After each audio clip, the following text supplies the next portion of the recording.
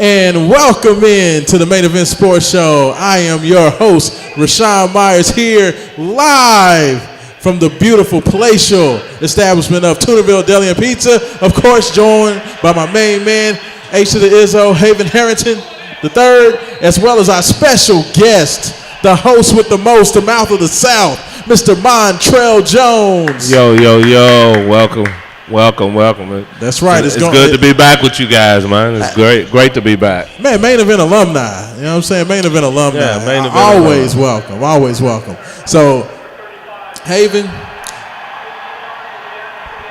Okay, you know what? I had to take the microphone. We're going to get this started talking about that debacle, that train wreck, that disaster on I-65. That 66-31 drubbing that Louisville took at the hands of a so-so Georgia Tech team. That was the worst football performance I've seen by a Louisville team in a long time. I've never in my life, would ever think I would see a Bobby Petrino coach team just look so helpless, look completely unprepared, unmotivated, unenthused, well, I did that Friday night. Well, I think it's a mixture of things. I think it's a mixture of how the season's going.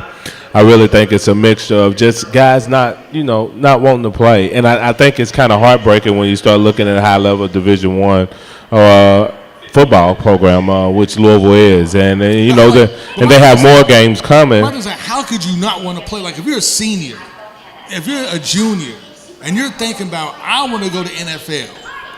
I spent all these years, like middle school, Pop Warner, high school. Now, 2 years of college playing ball, and I'm a junior, senior. I want to cash in. I want to go to the combine. Well, I think you see glimpses of some of the guys that, are thinking a little beyond college. For instance, you take a guy like Rajay Burns that transfers from Ohio State. He's came around and actually became, more formidable as the season has come along, to where you can see glimpses of, that's a pretty good football player. And I think they have glimpses and they have bright spots. Like if you look at the overall aspects of it, Puma Pass didn't play horrible. He didn't play great though, and whenever you have another team double your score, that's always a big difference. Yeah, man, I'm gonna say this. Rajay Burns is the sole reason why Louisville beat Western, and it's the sole reason why Louisville beat Indiana State. I mean, Rajay Burns has been like a one-man wrecking crew. He's the reason we got 3 points against a bad Virginia team. But, you look at this team's performance overall. And I need to ask you this, man. You played for Bobby. You played for probably Bobby's second-best team, the 2016. The second-best team Bobby's had. The 2005. That's right, yeah, the 2005 team. But they played in 2004, which is, I think, the greatest team. I think the best team Louisville's ever had, period. Absolutely. The 2004 squad. Yeah, so you played at the pinnacle of Bobby ball. What do you think is going down at Floyd Street that Bobby's back now, but you just don't see that preparedness? Because when you guys played, you guys seemed like you was always prepared for the opponent. You always had a play, and you always had that tenacity. You always played angry. You guys played like you were the best team in college football. You had that swagger. Every time you guys took the field, you had that confidence, like, we got this. By at least 20 points. 3rd and 10, hey, no problems. We got that. But now you look at this team, and, you don't see, I'm not going to say this team. Since Bobby's been back, the second tenure, his teams don't seem to be prepared. They don't seem, outside those 2 Lamar Jackson years where he started, they just don't seem to have that same spark, that same walk, that same preparedness that we saw. Can you speak on that? Yeah, I can speak on that just as a former player, and I don't think that a lot of people, and I don't think you guys may not realize of kind of looking past the bigger picture with it. And if you look at the broader aspects of it, back when I was playing, Bobby had his brother, Paul Petrino. And when you look at that, Paul kept Bobby on his toes as a younger brother because Paul knew what Bobby knew. And being that Paul knew what Bobby knew, it means that Bobby couldn't slip up back then. For the simple fact is Paul was right there. And I have to throw in a big factor is, and you know, being that his father left, his father was a big deciding factor. I really think, guys, that you don't realize is that he's lost his father in the last year. Then his wife just lost her father. So they've had some outside of the football type of things that has went on in life that has been kind of, you know, topsy-turvy too, because especially when you start to look at, you know, Bobby Petrino's dad and especially going with his brother, you know, dad usually been at the practices every day. You know, Paul went out to Idaho, still doing a job out there, but you notice that the dad basically stayed around Bobby. So, you know, I think that, you know, outside of, you know, what fans are not really seeing, it's just a deciding factor in what's just really went on with life after football. I think, you know, when you look at football players and things sometimes and you look at football coaches, you don't really look at the grand scheme of that they actually people outside of the equipment and off the field. So, you know, they still have regular normal problems as everybody else have. So I think that's been a fact of the season. And then, guys, when you start to look at the other aspects of things, all the way down to the stadium thing with the Papa John's thing, players on Twitter and stuff, you know, they had preseason distractions before the season even started.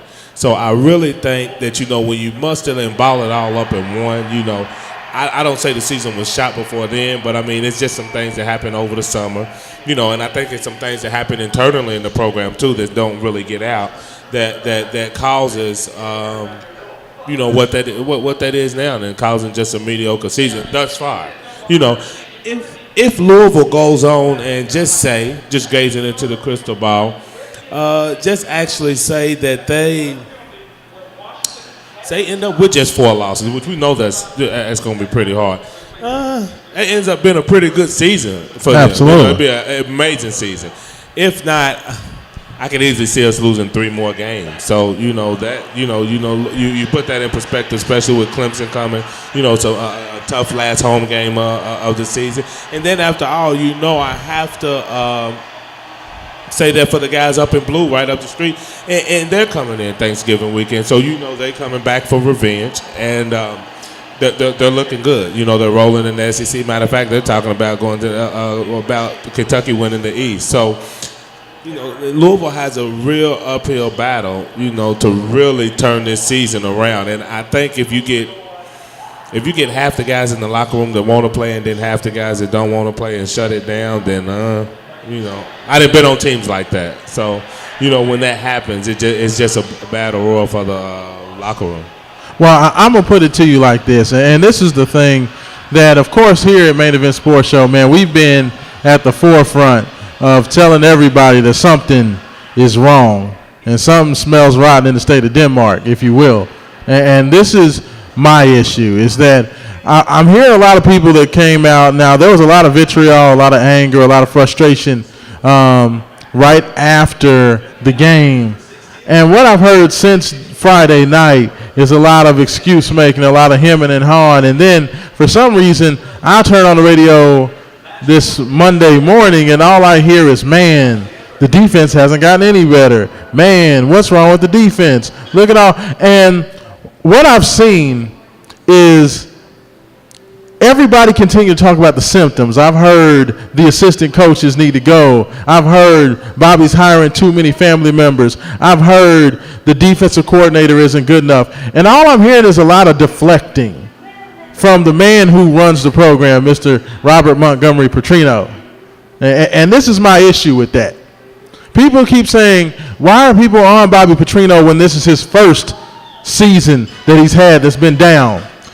I'm here to tell you, you can go back through all 5 years that Bobby Petrino has been here, and he has been making questionable decisions since day one. And this is my thing, is you excuse it away year one because you say, okay, the personnel's not there, so maybe Tobias Hughley has to be the center, a guy who does not have enough athleticism or talent to play center at an NAIA level. And yet and still, he was a 3-year starter at the University of Louisville. You're absolutely right, and to a certain extent. And if you look at it for right now, Louisville just has mediocre football players. Now, and they always have had just mediocre football players, right? Besides the ones that come in, just in the some special guys that have some special talent. Now, I give you guys a prime example if you've been following U of L football. It's a guy by the name of Peanut Whitehead that came in so highly touted, 5-star this, 5-star that, that didn't really even see the field. At U of L. So I look at that and I go back and then I look at the guys that you take, the guys like I played with, the Kerry Rose, the 2-star guys, the 3-star guys. You take guys like Elvis Dumerville that was just real live football players. People talk about Louisville's recruiting efforts and they recruit Florida and let's recruit Florida. Folks, I'm just here to tell you they get the Florida kids that's okay.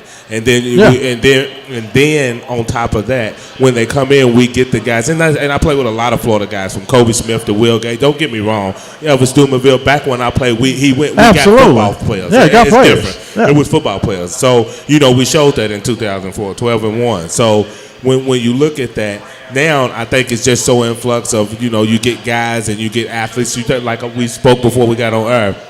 A guy like Tutu Atwell. Then you get a guy like Lamar Jackson that you recruit that you don't expect. Absolutely not. To the point that you didn't even really know that he was a quarterback. You just thought he was an athlete. Right. Till his mom had to step in and tell you that that's what he wanted to play quarterback. Right. So he forced your hand and he ended up being a Heisman.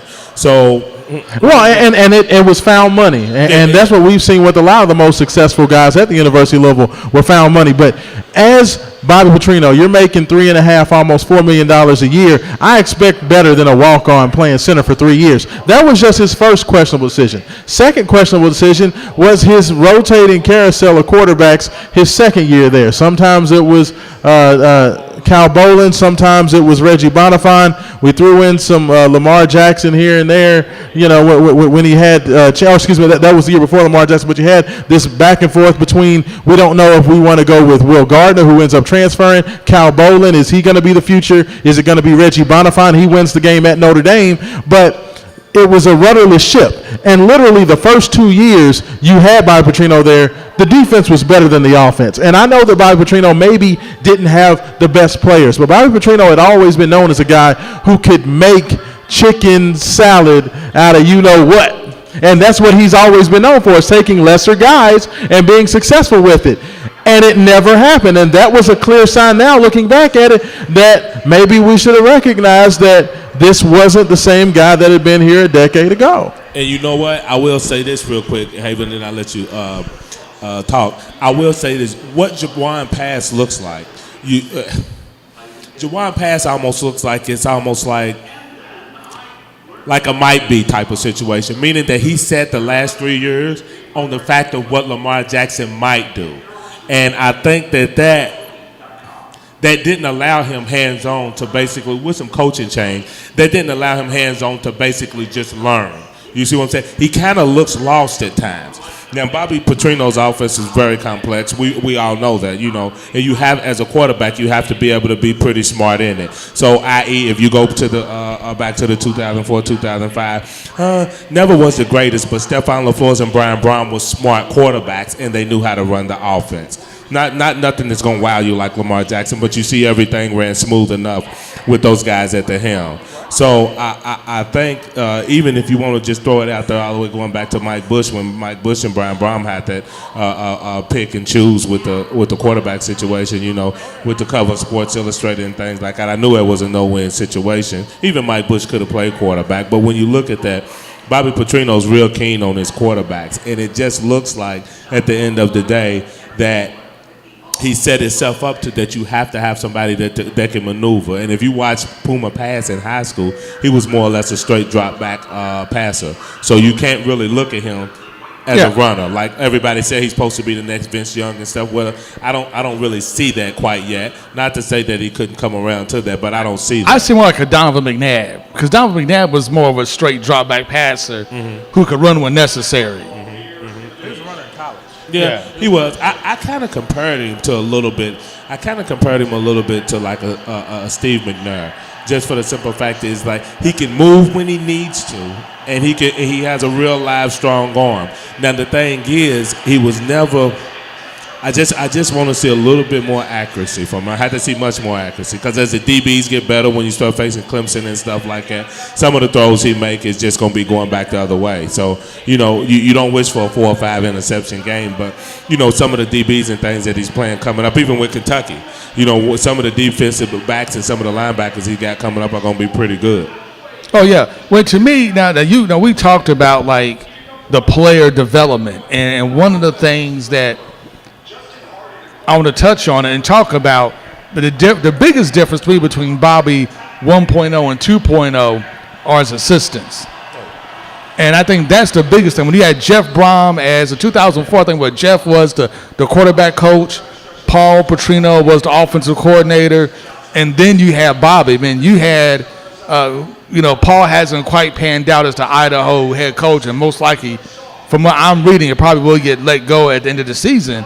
But when he was here, he was offense coordinator, but you know what, a wide receiver coach, and a good wide receiver coach, as you can attest. I have heard that, and I've heard and that this assistant coach stuff. And in football, your staff means everything. I understand what you're saying, but there's a reason why Nick Saban can change assistants like he changes his underwear, and there's still consistent greatness. You know why? You don't mess with good. You don't mess with the formula that works. And I keep hearing about all this about his assistants changing, but the main thing that's changed, the fundamental scheme of everything that Bobby Petrino was as an offensive play caller, he scrapped his second time around. He goes from a power blocking scheme to a zone blocking scheme. He goes from a downfield running game with big running backs to trying to do this little scat back thing. He goes from a pro style offense to this, single back pistol and shotgun. Well, actually, he's trying to run a spread with power X back. But that's never been who Bobby Petrino was. And this is the thing. Why does Nick Saban have success? Because Nick Saban doesn't mess with the formula. Because Nick Saban is not going to go changing everything that he's ever done that's made him great. Bobby is trying to reinvent the wheel at Louisville, and it's not working. And all these excuses that are being made are just tired, in my opinion. And I can agree with you a little bit, Rashawn, on that. Just if you go to the Nick Saban thing, just like Lane Kiffin left, just like the coach at Georgia left. But like you said, when you make a name for yourself, coach. For instance, like people don't even realize this. After those guys left, if you was been following Alabama, just been following college football, he went and got Chris Winkie. Now Chris Winkie's probably one of the smartest quarterbacks to ever play the game that never did get a chance to win a Super Bowl or anything. But if you ask any of the NFL players over his career that he's very smart. Oh, yeah. So therefore, look what Chris Winkie has done and went down there and done with both quarterbacks. And the thing is, they have 2 NFL caliber quarterbacks. So he's took a left hand kid that was pretty good. You see what I'm saying? And turned him into a star. So then it turns into a pipeline. He worked out with this a guy in high school. Now, if you look at it, I think his name Tugalova, whatever his name is, from Alabama. His little brother just throws for 600 yards the other day and almost 5 touchdowns. So it starts a pipeline, and so that makes sense when kids and recruits start seeing different kind of things change. It's consistency. It's consistency. There's no consistency in this Louisville program at all. We don't know what kind of quarterbacks Bobby wants. We don't know what kind of running backs he wants. We don't even think for the style of running that he's trying to do, he's not even recruiting the right type of offensive lineman. Oh no, Bobby is literally every decision that the man is making has been wishy-washy since he got back, and that's why I said that it just speaks to bigger problems. Because if you don't have a Lamar Jackson come in and save the day and give you at least one half of one good season in 5 years, when you really think about Bobby Petrino's second tenure boils down to those first 6 games of Lamar Jackson's second year as the starting quarterback. And then just the overall players. You can go offensive line. When we go back to, you don't want to really just live in the past. But when you start doing that and you start talking about like the guys and stuff that we play with, when you start talking about the Ronaldo Faustas, the Travis LaFews, the Kurt Quartermans and things like that. Jason Spitz, start center for the Packers for 6 or 7 years. You play with guys that knew. Giacomini. Yeah, Breno Giacomini. You see what I'm saying? They play tight end. Absolutely. Came in and thought he can catch the ball, and Bobby Petrino said, "You're gonna play tackle, make plenty of money." Now he owns Sullivan and all of that. So when you look at it, I can respect it. Back when we played, it was just overall football. And the thing is, if you look at it back in 04 and 05, we didn't have no distractions. You didn't see nothing in the paper. You didn't see anything that was really going on. To me, it seemed like Bobby knew who he was. He knew what he wanted to do. He had an action plan, and he went straight ahead. Like this guy now, he looks like he doesn't know what he wants to do from play to play, let alone from game to game. Like that the script, that he would always come out and have that script. This is what we're going to do the first 2 drives. Here are all the plays we're going to run, and we're going to get a touchdown. Mm-hmm. Listen. This I think ever since. I don't know when it's really changed because, like I said, when we play, you could ride past at 12:30 at night and be like, "Damn, Coach Kyle still there." What is he doing? Game plan. I used to tell people that I've never been coached by a guy that game plans like him. He was. I can honestly say that we was honestly ready every game. During the tenure that I played with him at the game. Guys, look, we're gonna get a touchdown this first play. If everybody runs this exactly perfectly, like that dude with that confidence is not here anymore. And this is the thing that's unfortunate because I was one of the biggest proponents of bringing Bobby back. And I thought that Bobby was the right guy to lead Louisville into the ACC.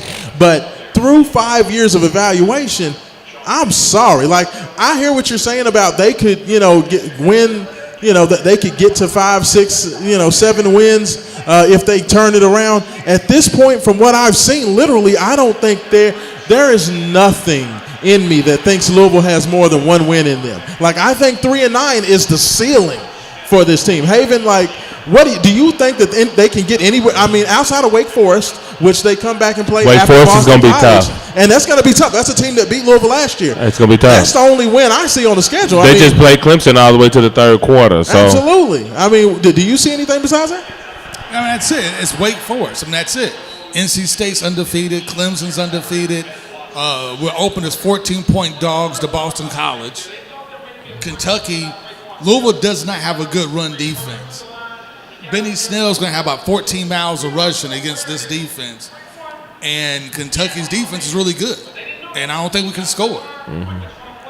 I think, to me, the most baffling thing to me about this is good defense to score points. Fellas, that just cuts everything off. Yeah. Good defense to score points. Alabama, Clemson, and them, they score points. Yeah. But to me, the most baffling thing when I look at this Louisville team is that I see talent on offense.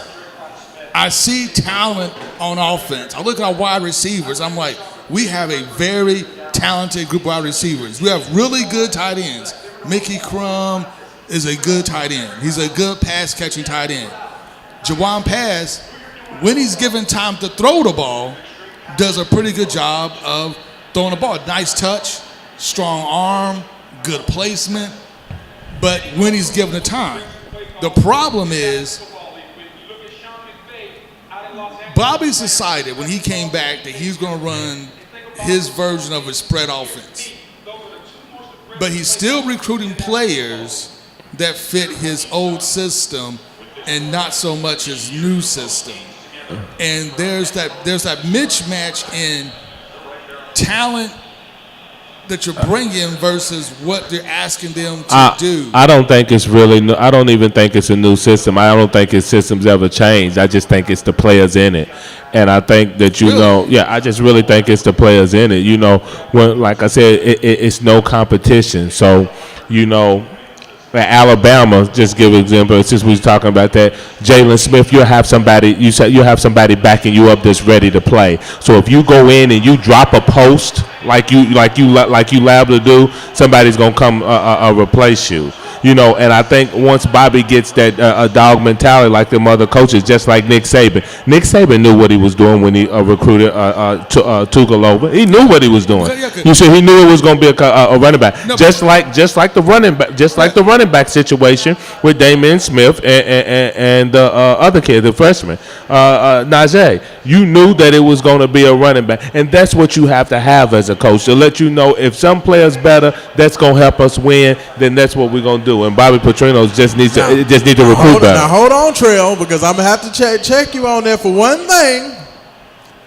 I understand what you're about to talent when you're talking about Alabama, when you're talking about Clemson, but when you can't score against Indiana State and Western Kentucky, where Louisville has extensively more talent on the field than those teams, that's where my issue with that talent conversation, falls apart, because those guys should at least be able to dominate, because we've seen bad teams go out against lesser competition and dominate bad football teams. Well, I knew something was going on several years ago when I heard offensive coordinator. Because, when I heard offensive coordinator and I heard Bobby Petrino, I'm like, they don't mix. Right. Bobby Petrino, you ain't never had no. Yeah, he was an offensive coordinator, so you're right. It didn't mix. So when he went out and paid the offensive coordinator $1 million, it was kind of like, you see what I'm saying? It's not getting done. I mean, that's the whole thing. It's just like I just don't see anything of who this guy was the first time around. Like, it just seems to me like he's just different. Like, I don't know how to put it, but like I said, I mean, we've just seen the inconsistency of the conversation, of the decisions that have been made from him. It didn't start this year. To me, it started from year one and all the way through. And then, you know what? The most egregious error of all, we haven't even talked about yet. The firing of Todd Grantham. You literally chase off your defensive coordinator trying to call the defense out for one bad game in a loss to Kentucky, where your offense fumbles the ball in field goal range when you just could have called a running play or a knee and kicked the field goal to win it. But you want to call out the defense after that. You force the divorce from Todd Grantham, and you cost Lamar Jackson any sort of magical junior season as a quarterback. Losing Todd Grantham was like the biggest downfall of Bobby 2.0. Because if you go back and look at those first couple of seasons, it's the defense that propped up. The first 3 years, the defense was the better unit by far. By far the better unit. But the most important thing that Todd Grantham brought to U of L, not the second most important thing that Todd Grantham brought to U of L, I think is being underrated, is his ability to recruit players. And that's what, right now, this is year 5 of Bobby with all of Bobby's talent, with all the guys Bobby recruited. And on defense, especially on the line, it's just not there. So you just don't see the talent. And when you've had a coach that made that many bad decisions, I'm sorry, but this is not a one-year thing, and I just don't see where do you feel like there is any hope that even if Bobby Petrino got another year, let's say he goes 4-8 and he wins one of these games, let's say he beats NC State or something. Go bring the food out up here. Does that at any point, do you feel like him bringing him back is going to make any change in his team? At the moment, I don't see it. If Bobby does come back, here's the other issue you're going to have. If Bobby does come back, he's going to have to fire somebody on his staff. Somebody on his staff has to be the sacrificial lamb. Hasn't everybody been getting fired? Not on the offensive side. The defensive side, yes. But isn't Bobby Petrino, ain't the offense Bobby Petrino's baby? That's what we've been heard, right? That's what we've heard, right? Somebody, maybe his son, I don't know. If he's going to bring Paul Petrino back. Like Montrell said, this is a man who's staked his claim on the offense being him, Bobby Petrino, the man with the Waffle House menu, the man who makes all the brilliant play calls. Like, I'm sorry, like that's just excuses. Like those are once again shuffling shells around. And it doesn't really mean anything. All it is a means to give Bobby another year of pay. At this point, in my opinion, he's just stealing money. And I think that's what's going to happen. I think his buyout is quite expensive right now just to buy him out, and it's not worth it. You see what I'm saying? Buyout does not go down until 2020. Oh, it doesn't go down to 2020. Does not go down until 2020. And see, he's smart. He's already lawyered up. And here's the thing here. When you start talking about leadership roles, our new president is very smart when it comes to money too, and very savvy from the position that she came from.